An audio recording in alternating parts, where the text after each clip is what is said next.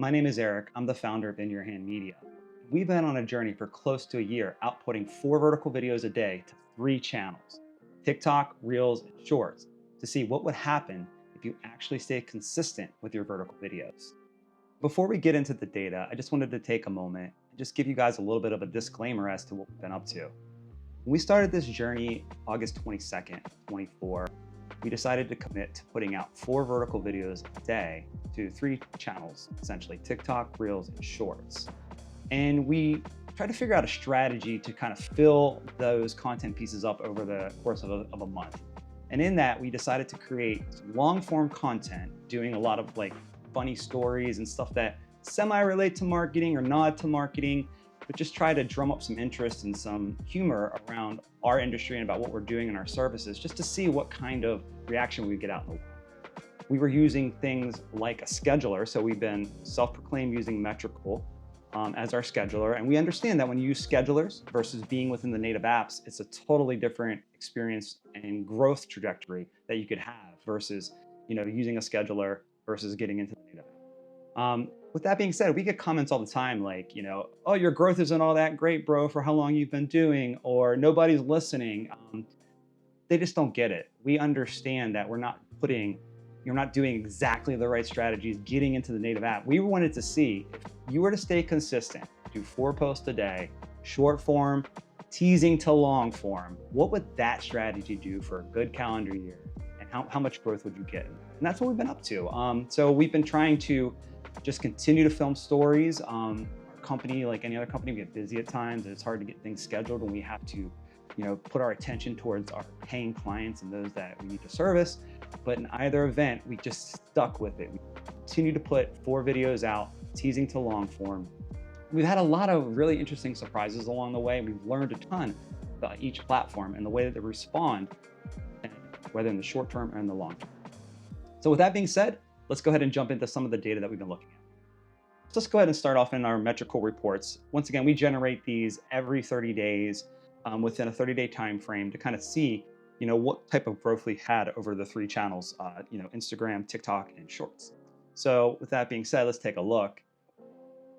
First shot we always look at is our follower growth. We can see a 1% this month, whereas in the last 3 months, we've had 5% growth.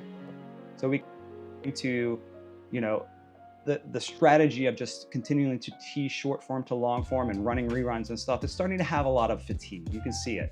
And in that, our followers are starting to dip a little bit, but we still grew nonetheless. 1% is better than 0%. And once again, we're self-proclaimed that we're using schedulers and that we're just stripping out teaser content to long form, understanding that isn't always the most valuable content. We're still happy to see what the growth that we have experienced at this point. And for us, it's enough to keep going, and we're going to keep challenging ourselves to try to actually get more and interesting content. So if we look back to our last previous 30 days, we can see we're at a 5%. And if we look back 30 days prior, it was 5%, and 30 days prior to that was 5%. So we've had a little shift in regards to the follower growth overall, and it's going in the negative, which you don't want to see. But at the same time, I just want everyone out there to understand is that we expect this. We expect through the strategy that we're doing, where we're just trying to ensure that we keep up with content output, that people are gonna get tired if we're doing a rerun or if we're just serving up the same teaser every day to something else. We understand that. We understand it's not going to drive followers at the highest level. We get it. So if you want to comment on our videos and you're going to jump in somewhere randomly and say you guys suck, we understand. We self-proclaim understand what we were doing here. We just wanted to know for ourselves, if you commit to a full calendar year using a scheduler and do 4 pieces of content, what would happen? That was the whole purpose of this experiment. So with that, let's continue on. Let's go look really quick at our impressions. We can see Instagram is at a plus 4.71%. TikTok has dipped a good bit, 21%, 22% roughly. YouTube is up 188%. We have some interesting stuff that happened in YouTube. Can't wait to show you that here as we move forward in the video. But yeah, that's speaking to that percentage growth a little bit there. Back to our April snapshot, you can see that we were growing at a much more rapid pace. And now things have slowed down as we kind of headed into the spring and the summer here, but we've had some interesting things happen in YouTube. Look at interactions, we can see that we've dipped quite a bit in regards to Instagram and TikTok. And once again, just knowing that we're just outputting the old reruns and just kind of doing a bunch of the teaser stuff and nothing new, makes a ton of sense to us that people are going to start to get bored, they're going to start to get fatigued. The interesting thing about YouTube, though, with a plus 4.35% is where we saw the algorithm actually open up and let us out into a higher audience. And in that, we got a lot of engagement and likes through a few pieces of content. So I think that's attributing to the plus 4.35%. And we'll talk more about that as we get into the YouTube stats. Next slide we're looking at is the ranking of posts. One thing that we noticed right away is inside of YouTube, we got a couple pieces of content that went well above 1,000.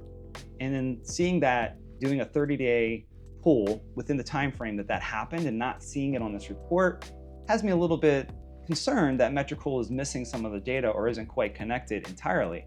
And I'll show you what I mean here in a second. But as you can see, a YouTube short with Skibidi Spy Game sitting at 415 impressions is sitting there at the top, whereas the Haunted Attic where Bruce made music is 414. And really quick, I'm going to jump out of this Metricool thing. I'm going to jump over into our YouTube channel just to show you guys a little bit about what I mean by that.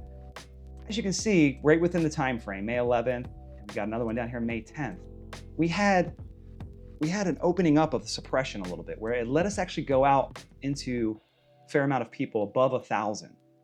And in that, we got 6 likes. And then down here, for the one that went above 1,000 as well, we got 4 likes.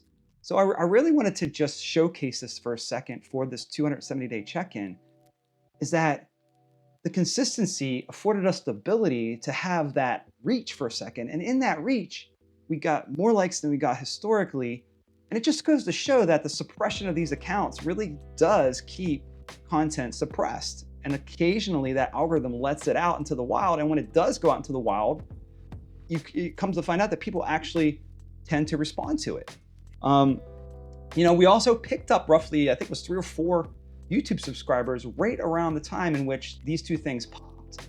For instance, so this one here, this is the one that hit 1,272. This one got a subscriber, and that was on May 10th. We jump over here to the other one that got the 1,600. That one also subscriber. And then if we just take a quick look, just looking back, we can see where those 4 subscribers kind of came into play. We had 2 happening right around the time of that content hit. See, 2, 1. So once again, this is why we do these check-ins and why we wanted to see what the truth is with these platforms. And the interesting thing, once again, when we look back and we look at what just happened on May 11th and May 10th,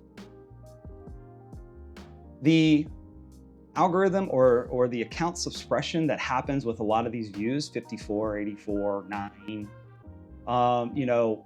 when it actually allows it out into the wild, all of a sudden we understand that people actually kind of like the content. We got 6 likes. When it opened it up again to 1,200, we got 4 likes. And then when we look back at that time frame, we're like, wow, we picked up like 4 subscribers in that little period when it allowed our content to be seen. So that is one of the biggest things that I really just wanted to showcase in this video, is that the continual output, I'm noticing across the board with all these accounts, you'll get into a spot where you are just suppressed. We occasionally will crack a 300 or something, but like we're at the hundreds in TikTok. This is the account suppression that's been around for us for quite some time. We've had a lot of people hit us up in the DMs and say, hey, we can fix this for you. There's ways to hack this and get this back working. We're going to entertain that at some point, but that's not until we're past the year point. We need to get through our year of like our experiment. But this account has experienced account suppression, no doubt. Same with Reels. Reels has experienced account suppression as well, with occasional pops into the hundreds. And then the same is happening for our overall YouTube channel in general. But what we're noticing with YouTube is that going at this, and we've been consistent, we'll get random pops up into actual, bigger audiences, something like into the thousands, right? Into 1,000 plus 1,000. And in that we get more likes, we get subscribers, we get people saying, wow, I want to follow. So it gives us a little bit of encouragement that it's, our content and what we're doing, it's our content, it's our brand, we're having fun, we're doing our thing. We're trying to make people laugh, we're trying to make people think. In that, when it does get exposed to people out in the wild and gets beyond the suppression, people actually engage with the content. And that's very promising. That's very eye-opening to us. We're gonna continue to experiment. We're gonna continue to start putting out some fresh new content. That is something on my personal agenda in general. We are staffing up currently. We have an additional person coming into operations, which is gonna free up a little bit more of my time even more. And we're also gonna get very, very structured into putting out things that I've been learning personally, like setting up AI agents. I just set up an agent yesterday that can find holes in your calendar and can schedule an appointment between two people with the holes, but just by chatting with it. So there's stuff like that I want to feed out into the feeds, but through a marketing angle, to be able to show you guys how you could leverage stuff like AI agents to help you with your overall marketing or just your process and flow in general. When I pivot into doing more content like that, I have a feeling that's useful content. I have a feeling that's going to get more wings than a lot of the content we're doing now. But in that, just like anybody else, we're trying to get our schedule aligned so that we can output better quality content. But we had a mission, 1 full year, 4 pieces no matter what. Teaser content to long form, we're gonna stick on that until we get to the end of this year, and then all bets are off. So yeah, really quick, we were sitting at 53, 54 subscribers. All of a sudden, May 10th and May 11th hit with those pieces of content that they allowed to go up to 1,700. In that, we picked up 4 subscribers, just like that. That for me just shows that, yes, the content at times can be redundant, boring, whatever, but for fresh prospects, fresh people that have never seen the content, it's not old, it's not new. So therefore, when it does get opened up to bigger audiences for discoverability, we see that people actually like it and then follow. So yeah, I mean, that's really, in a nutshell, I focus on why we continue to do this, seeing those little glimpses of hope when all of a sudden the algorithms allow us to actually be exposed to the world a little bit more, and seeing that our content isn't all that bad.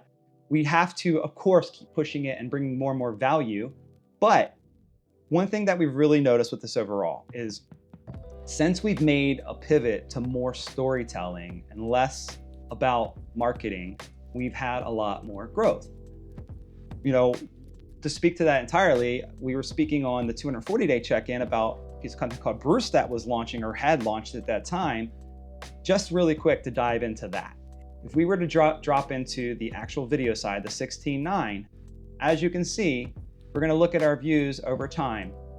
Our interest piece that focus on individuals that tell stories about their lives and how they relate to the business, those pieces of content to do better than just a lot of times tactical marketing techniques and tips and tricks. You can see we're approaching 200 views for a 16:9 documentary style video, 5 comments, 7 likes.